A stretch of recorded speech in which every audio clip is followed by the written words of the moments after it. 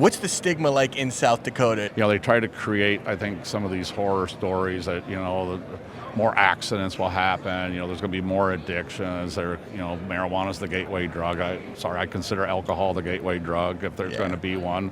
First time I ever smoked, I was drunk. Hey, yo, we put free money where the mic is. He got it on lock like Rikers. Green rebates get you paid, so a lot of people like us. Money Talks Podcast, watch it on all your devices. Woo! We are back with another episode of the Money Talks Podcast. I am here with Roy from Roy's. Yes, sir. Thank you so much for sitting down with me. We literally just met 2 minutes ago, so I'm sorry I don't know as much as I should. Yep. But tell me about what brings you to Minneapolis. We're a small vertical company out of South Dakota and looking at expanding into the Minnesota market. In South Dakota, we have 2 dispensaries currently, looking at a third. We have cultivation as well, and then manufacturing. I love it. Looking at trying to bring our brands over into Minnesota. Cool. So how did you get your start? Tell me about your journey into being a successful grower. Well, I wouldn't call me a successful grower, but after navigating our way in this industry. My past life, I used to be in the pet industry. So I joked to some people, I went from pets to pot. No way. Yeah, but the one thing, changing that E to O, the reaction that, that has, the O's that has elicited, because it's like, I come from a rural, community and conservative. So, but my past life, I was in the pharmaceutical industry, both veterinary and human. I was a manufacturer there as well. I had 50. We dealt with 50 boards of pharmacy. We dealt with the EPA, the USDA. I joked with people that and the FDA. If there's an A or an A-hole, I've dealt with them. So. Oh, you working with pets? You worked with pet medicine? Yeah, okay. Yeah. No, we dealt primarily with dog breeders, shelters, rescues, veterinarians, groomers, more on the B2B side. But I also had a small manufacturing company in Arizona. Awesome. So and then another company that dealt with large birds, macaws, parrots. So when did your interest in cannabis first spark? Were you a consumer this entire time, or? Yeah, I've been a consumer over the years. It started in college. Was where I first experienced, and I've been a long time supporter. It works for me for medical purposes as well as I prefer it recreationally over alcohol. Absolutely, alcohol is. So a few years ago, I sold my pet business, and I have a non-compete for a number of years. So I thought, cannabis looks sort of like a Wild West yet. It's still sort of in flux, and I thought I'd take some of the experience that I had in the pet industry and bring it to pot. How did that experience and how did those skills translate? Well, looking at building brands, trying to have that customer experience. In my past life, my company was a top 50 workplace twice. Wow. So I'm trying to look at bringing that to the cannabis industry, and treat people, fairly. We try to provide benefits, we try to provide PTO, so health insurance. I love that, and I love that you ran companies that not only were successful but had a good culture. What's the key to having a good workplace culture? Good people, that support that culture. There's nothing more important to a company than their people. So as a business owner, is finding those right people that can help us create the culture. We're a family-first culture. We give back to the communities. One of the things that I've done more formalized while I've done it in the past, we've created a nonprofit. So we're looking at trying to give to the communities that we're located. Sioux Falls, there's a handful that we've done. Yankton, South Dakota, where we have our others, there's more that we support there. But we're looking at taking that to wherever we go. So, wherever in Minnesota that we end up successfully, and we're looking at giving back to those communities. Strong communities provide strong employees that help make a business successful. Absolutely. What's the biggest mistake that company owner, or actually something I wanted to ask is, how do you know that, do you know right away that someone's going to be a solid employee, someone's going to be trusted? No, you don't. I mean, you got 2-3 interviews, and you try to do the best you can. I've had some flops. I've had some successes. I've had some people that really surprised the hell out of me, that when you give them the opportunity to expand themselves, and I'm a firm believer in investing into people.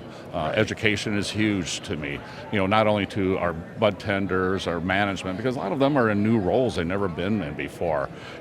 I've lived a long life. I've had a successful career, and so I've tried to do the best I can to mentor, but then also try to bring in people that have those skill sets to help them be better. A stronger manager is going to do more for me. And then try to always build up people, because you're going to get more from building up than you are from tearing down. Totally. So. Yeah, like how do you provide, because that's something I'm so fascinated by as I've had so many, I work in freelance entertainment, so every 10 weeks I have a new leader, a new boss. Yep. So I've seen every type of leader there exists, and I always gravitate towards the people who lead by example and the leaders who will get their hands dirty with the associates. What type of leader were you? No, I'm definitely somebody that interacted with the people. Yeah. In my past life with the pet industry, I made the rounds and saw everybody. We had multiple departments, we had multiple locations, so it's trying to get in there, and then they're the ones that interact with the customer. So it's trying to get their feedback and channeling that to me, so that we can hear, okay, our customers are experiencing this. What can we do to improve that experience? They're asking these questions. How do you get those frequently asked questions out there? I'm a firm believer, again, providing professionals. One of the things that we're trying to do is, in my past life, we had veterinarians that were on staff that, customers to talk to. I'm working with Alicia Shaw here. She's our medical advisor. We're trying to have it where people, you can ask their medical questions, for them.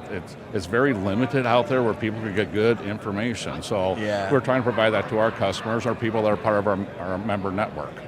Nice. So when you first transitioned into cannabis, that first year is always like frustrations and what a grind. What were some of the biggest frustrations you had in your first year in cannabis? Well, my first year with South Dakota was navigating it. They're trying to establish it's a medical only market, but it's like you're trying to go around to all these communities, trying to get locations for it, trying to get in their lotteries. Some were lotteries, some were, and then the rules were shifting because and I'm not faulting the people. I mean, they're all good people that I interacted with. It's just, the governor was, I shouldn't say causing issues, but, making it difficult. They're trying to navigate, predict what the heck, the interpretations will be. And that's, part of the problem that we're experiencing is that the vagueness is associated with it. Ethan, in my past, like I said, I dealt with the EPA, the FDA, the USDA. Everything was black and white for me there. And then the nice thing about it is, like, if we had question marks, we could ask them, all right, give us some guidance on this. That's the frustrations with, what we're finding with state regulators. It's vague. You don't know until you hit that third rail and you get the shock and a cease and desist. And, it's just been so frustrating. And then we've had 3 directors.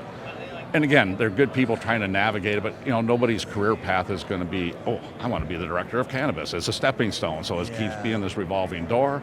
With the ambiguity, you have it where it's open to interpretation. So this director has this one has that. So I'm sorry, but that's sort of been, the frustration as a business owner. Like I said, if there's an A or an A-hole, I've dealt with it. And this has just been the most frustrating thing for me, is navigating cannabis. Because there's so much gray area. It is. Yeah. Right, and it's and then it's just the stigma that's associated with. Like I said, I went from pets to pot. I changed that E to an O, and it's like, it's like the O's that I've gotten from that reaction. It's just been sort of crazy. Like, the quizzical one, the condescending one, and then, it's just like, the cool one, hey, so different O's with it, but, it's still too much of a negative connotation. It's too much, so it's trying to overcome that. I think I'm a little bit different face than some of the in the cannabis industry. I think I bring an experience and such that, hopefully give it more credibility, give it more acceptance. Like, okay, he's not this wild-looking dude, or whatever. He's a grandfather, father, Yeah. So when did South Dakota legalize medicinal cannabis? 4 years ago. Got it. Yeah. We failed trying to get rec the last 2 elections. This last election, there were so many other initiatives on the ballot that we got caught up, what I call in the no-mentum, because it was like, vote no on this, vote no on this. And so it's just, while we were the closest, we lost. So, it's still difficult there, but while I'm all about people and trying to help them, I'm also a businessman. I'm trying to make a profit, and so as difficult as it is, really gives me pause to look at any expansion in South Dakota. That's why Yeah. we're looking at Minnesota. Part of the reason we're here, we're trying to get, we're looking at more west central, southwest Minnesota. There's only so much that Minnesota is going to allow us to do, so we're trying to find other people to align with that are going to be in that areas, because we're going to produce product, and both consumables, flour, gummies, and we're going to look for a market for that, but we're also going to provide other products in there. So who are people that we can trust out there? I'm sure, as you've known, not everybody out here in this industry is necessarily trustworthy. Yeah. So, that's been one of the things that's been, one of the learning curves for me as I navigated this as well. I'm just a little too trusting. Right. So in South Dakota, like, is it going to be sad if and when you do have to leave South Dakota, because it seems like you love your state so much and you want that to be home base? Yeah, I'd like that to be our home base. We are looking at trying to get into other states. I'm really proud of the brand that we're building, Ethan. We were nominated for a top 5 for a best newcomer brand for the MJs. So, for some company that's just middle of nowhere, South Dakota, we got less than 1 million people in the whole state, so. It's still, bringing some of that experience that I have in my past life to this. Yeah. It's crazy when you think, because I live in Los Angeles County. There's 20 million people just in Los Angeles County. There's 1/20th of that in your entire state. Right. So people don't really understand how much more populated like LA County is than a lot of states. So what's the cannabis consumption, what's the stigma like in South Dakota? Do people still think it's the devil's lettuce? Have people come around to realizing that it is medicinal and beneficial? Yes, the wide perception is that it's, I think there's been an acceptance of becoming for medical, but the recreational, they try to create, I think, some of these horror stories that, more accidents will happen, there's going to be more addictions. Marijuana's the gateway drug. I consider alcohol the gateway drug if there's going to be one. First time I ever smoked, I was drunk. Yeah. College. Yeah. I don't regret doing it. I mean, I prefer it. And for my medical purposes, again, I was in the pharmaceutical industry. Pharmaceuticals aren't for everybody. You get that cascade of drugs. I know, because, again, I sold them. You start something, and then they get a side effect from that, so they get another drug to augment that one. Yeah. And so you get this ongoing thing where, what's been heartening is the number of stories that we've had our customers share with our bud guides, that how they've gotten off of 7 or 8 meds and they're down to cannabis. Yeah. So it's like you're trying to get that open mind. That's one of the things that we're trying to do with my medical advisors, help educate medical doctors or practitioners, because it's also nurse practitioners, it's PAs, it's trying to help them understand where the place is for it. Yeah. Insomnia, you don't always want like a Zoloft or something for anxiety. A cannabis or a gummy is like, but it makes it hard for grandma to get those gummies too in South Dakota, because it's like, you hear the stories like your grandson's getting it for him. Yeah. So, and then for depression, for anxiety, Everything. it's just so many medical benefits, for it. Absolutely. Are people so you were at MJ Biz this last year? Yes. Okay. Yep. So when people find out that you're doing what you're doing in South Dakota, are they surprised? Yeah. No, again, I don't know that people would perceive me as somebody that would be in the cannabis space. Whatever. I am what I am.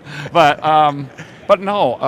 Again, it's just in conservative. I've lost friends over being in this industry. Wow. People that have known me for a decade, just because it's evil. It's I tried to explain where I see the benefits, how it has benefited me. You guys have known me for 10 plus years. I've consumed all that time, so now why have my revelation of being a cannabis consumer has changed your perception of me? I'm still the person that gives to the community, to the church. I go to church every Sunday.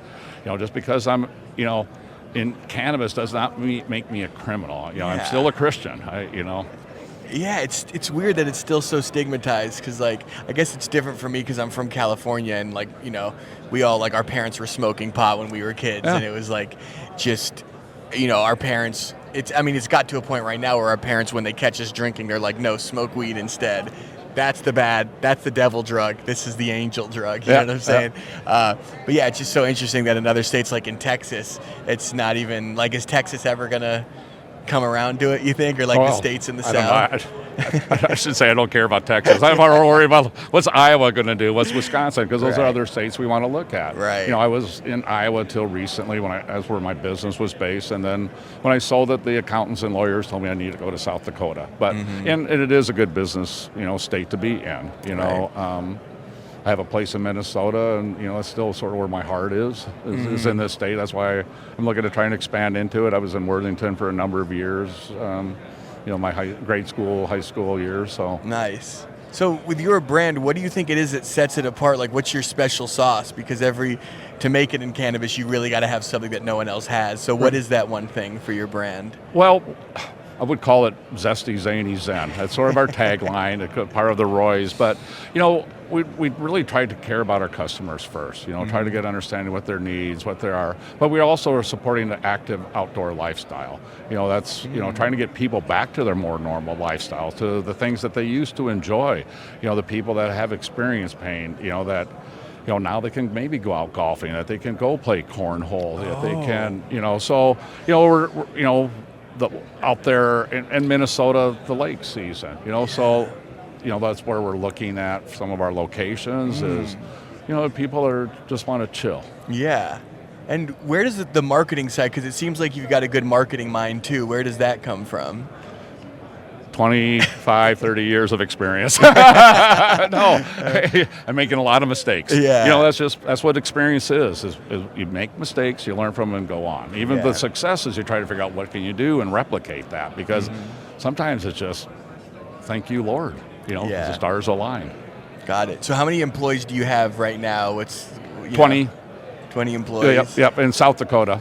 Cool. My past life I had over 100 wow. between the companies, yep. Wow. So, what is it? I mean, do you see yourself slowing down, retiring soon? Like, what is the next 10 years? No. Yeah, you've got more energy than most people I've talked to. So well, thank you. I'll take that, Scott. But no, I'm not wired for retirement. I love people. I love the people I'm working with. I like trying to help develop them, and then helping customers. While I was in pet, we was trying to help our customers with their problems. I don't have a big friend pool while I'm, mostly because the people I know, most of them have worked with me. It's hard to have that type of relationship. And then I don't really have, many hobbies. I'm not a golfer. I like fishing, but it's not something I want to do all the time, but this is fun. It's a sort of a frustrating, crazy industry I'm pursuing. Sometimes I wonder in hindsight, would I try again? Yeah. But no, there's still a world of possibilities in this industry, and I want to see what I've learned I can translate and be, have another successful business. Yeah, I mean, you're doing it. You're making a profit right now. You got 20 employees. You're winning awards. Well, we got 20 employees, but we're not really making a profit yet. It's a medical state, sadly.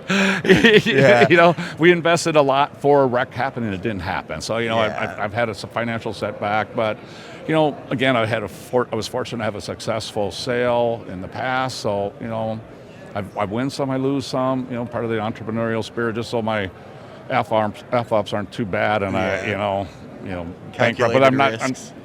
I'm not that way. I'm not going to do that. There's only so much I'm going to put in my fun risk pool of cannabis. Yeah, got it.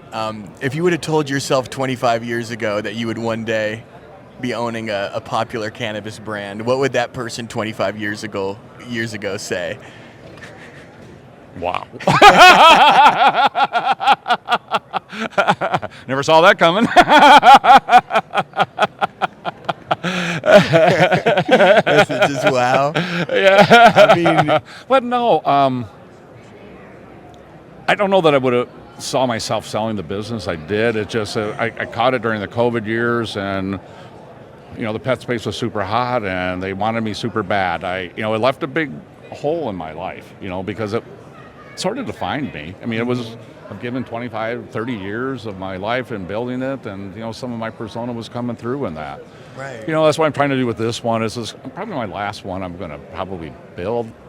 I say that maybe, probably, but I don't know. I mean, I'm not ready to slow down. Right. I'm in most of my family lives into their 90s, so I figure I got a couple decades yet of active, and And until this isn't fun anymore, I'm going to keep doing it. I can get back into the pet space in another year or two. I've got some ideas potentially there, but right now I got to focus on this. And try to make this a bigger success. And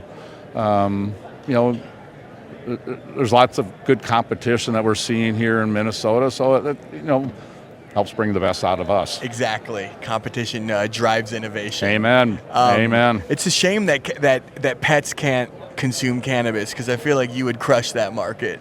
I have a little bit of a knowledge in the pet industry. More than the pot. Yeah. I mean, being as knowledgeable about pets as you are, has that taught you anything about humanity, and has that made you a better person, just being a pet whisperer, I guess? Well, I wouldn't call me a pet whisperer, but it was, all comes down to customer interaction and the people that you have interacting with those customers. Mm-hmm. Developing that rapport, that trust. And people buy from people they trust. They buy from people they like. And so that's what we're trying to do. Cultivate those relationships. What do you think the biggest mistake that that business owners or entrepreneurs, not just in cannabis, because you're a successful entrepreneur, so what's the biggest mistake that entrepreneurs make?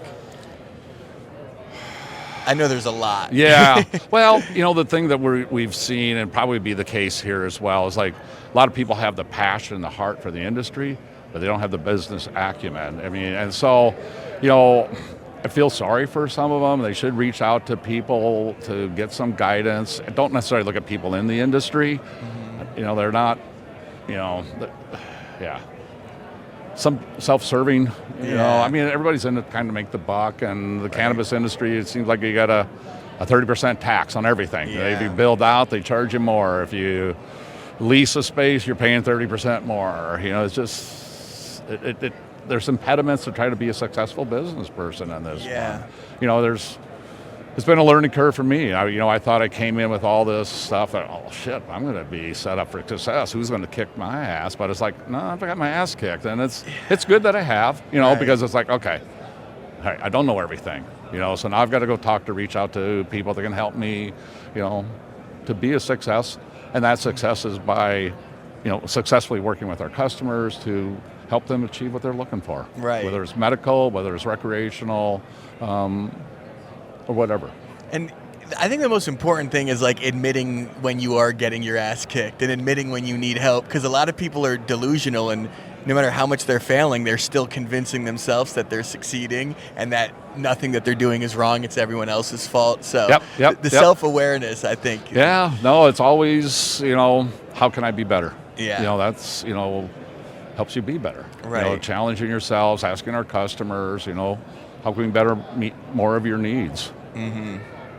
And what have you learned, like being in Minneapolis, and you're pretty well versed with Minnesota as a whole. Yep. I know we're kind of like a lot of growers are in a waiting period, waiting for their licenses to get approved. What's like the overall, what's the overall attitude among, Minnesota cannabis professionals? Is it anxiousness, frustration? It's just because it's taken so long. We figured we'd be going a year ago from now. Last year when we had Lucky Leaf, I thought we'd be going. It's just, and again, I guess, the pursuit of perfection sometimes leads to delays. And it's just, you're never going to have it perfect right away. You make the adjustments, let's get the thing going, and then adjust. Yeah. I mean, and it's just like, we're going to, hopefully in 20, 30 years, people are going to look back and like they're going to say, remember how anxious we were for that 1-2 years? Yep. It was all worth it, hopefully. Yeah, well, overall for industry, it will be. For some of the individuals, it's just not going to be, for a variety of reasons. A lot of home growers in the state, and everybody thinks they grow the best pot, now commercialize that.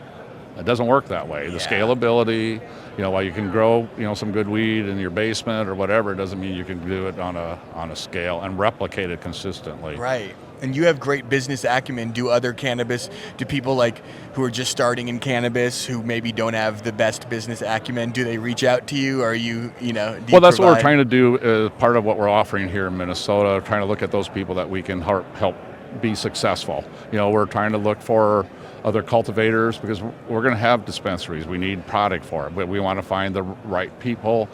Part of what I think I have to offer too is that business experience and give some guidance and, Some of it will be free, some of it will be part of a management agreement or consulting agreement, whatever we end up looking at it. But, we've met a number of people here, some social equity and other, they got that deer in the headlights look, like, what the hell do I do? What the fuck? Pardon my language. But,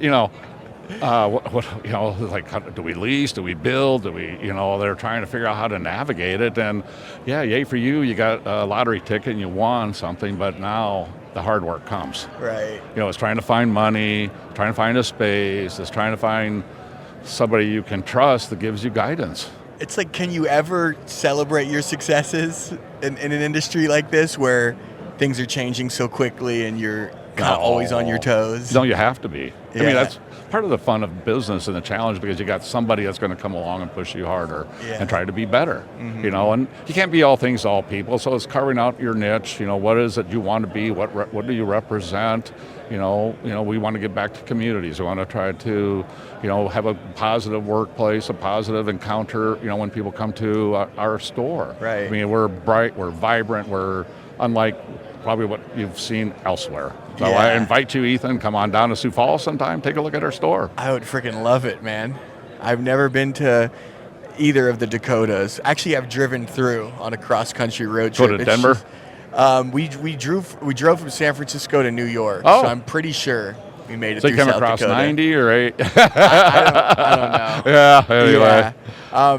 Well, yeah, I mean, are there any last words? Like, how optimistic, you seem like an optimist, a realist, but an optimist. That's what I'd like to think so. How optimistic are you for the future of just the industry as a whole?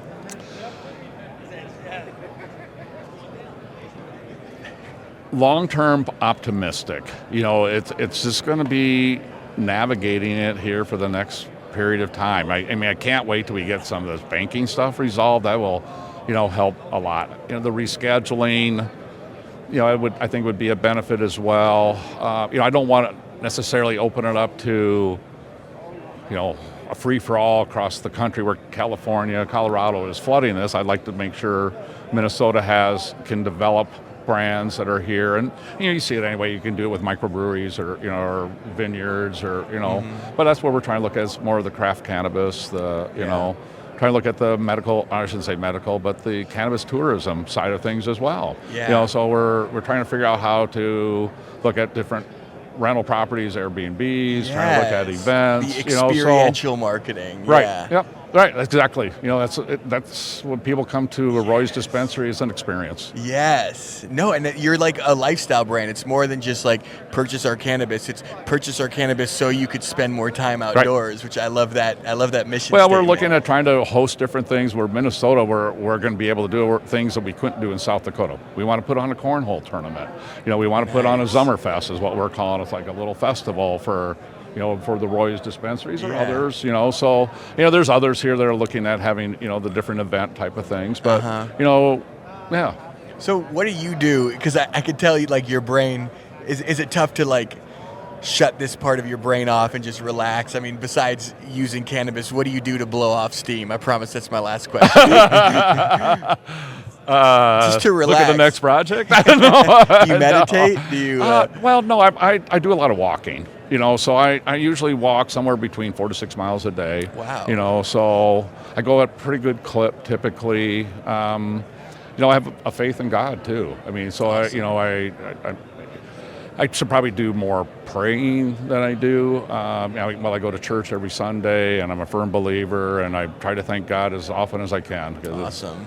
But so there's the spiritual side of things, cannabis, as well. And then, there was a tough part for me in my life where, mental health was, so I'm a firm believer in mental health counseling. So it was, for me, it was like the 3 C's that helped me survive in my lowest part. It was like counseling, Christ and cannabis, not in that order, but anyway. I love it, man. Well, keep doing your thing. You're such a bright spot. Like, I've promised I don't tell this to everyone. Wink, wink. But cannabis is a better industry because you're in it, and I really mean that. I think we need more people like you, and it's really cool that you are taking the crazy business acumen you learned from being a CEO for however many years, having 100 employees, transitioning into cannabis. It's a beautiful thing, and I wish, nothing but success, nothing but continued success for Roy's. So thanks for sitting down Right, with me, Ethan. man. Thank you a lot. Appreciate the opportunity to meet with Absolutely. you.